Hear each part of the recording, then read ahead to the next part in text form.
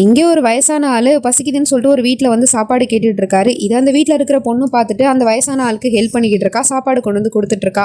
அப்போ அவரோட கையில் போட்டிருக்க மோதிரம் நம்மளோட புருஷனோட மோதிரம் மாதிரியே இருக்கே அப்படின்னு சொல்லிட்டு சந்தேகப்படுறா. உடனே அவர் போட்டிருக்க அந்த முக்காடை விலைக்கு பார்க்குறா. பார்த்தா இவளோட புருஷன் தான். அப்படி மாறுவேஷம் போட்டுட்டு வந்து நின்றுட்டு இருக்கான். நீங்கள் எதுக்காக இப்படி வந்து நின்றுட்டு இருக்கீங்க, என்ன புது ட்ராமாவா அப்படின்னு கேட்டா, என்கிட்ட குழந்தை இல்லைன்னு என்கிட்ட தான் குழந்தை இருக்கான்னு தப்பா புரிஞ்சிட்டு இருக்க, உண்மையிலேயே அந்த குழந்தைய உன் கூட இருக்க இவ தான் கிட்னாப் பண்ணி வச்சிருக்கா அப்படின்னு சொல்றான். ஆனா அதை அவன் நம்ப மாட்டேங்கிறா. மரியாதை இங்க இருந்து கிளம்புங்க அப்படின்னு சொல்லிட்டு திட்டி விட்டுறா. அதுக்கப்புறம் அந்த குழந்தையை காப்பாத்துறதுக்காக இவனே நேரடியா அந்த இடத்துக்கு போய் அங்க இருக்கிறவங்க எல்லாரையும் அடிச்சு போட்டு ஒரு வழியா குழந்தையை காப்பாத்திடுறான். அதுக்கப்புறம் வெளியே கூட்டிட்டு வந்து அம்மா கிட்ட இந்த விஷயத்த சொல்லுமா அப்படின்னு சொல்லிட்டு கால் பண்ணி கொடுக்குறான் அம்மாக்கு. ஆனா அந்த பக்கம் லைன் கிளியரா கேட்காதனால அவளுக்கு அந்த பக்கம் எதுவுமே கேட்கல. அப்படி இவன் போன்ல பேசிட்டு இருக்கும் போது திடீர்னு அந்த வெள்ளிக்காரி அங்க இருந்து வந்து காரை விட்டு அவனை மோதிடுறா. ஸ்பாட்ல அப்படியே மயக்கமாகிட்டான். அதுக்கப்புறம் அந்த குழந்தைய திரும்பவும் கிட்னாப் பண்ணி அங்க இருந்து தூக்கிட்டு போயிடுறாங்க.